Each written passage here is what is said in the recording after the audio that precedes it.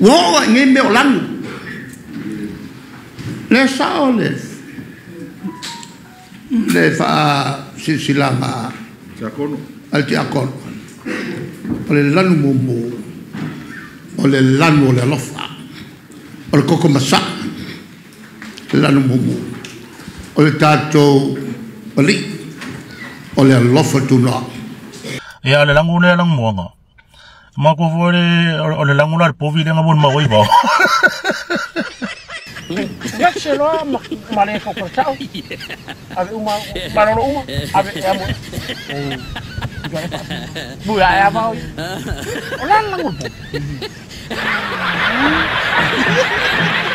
langu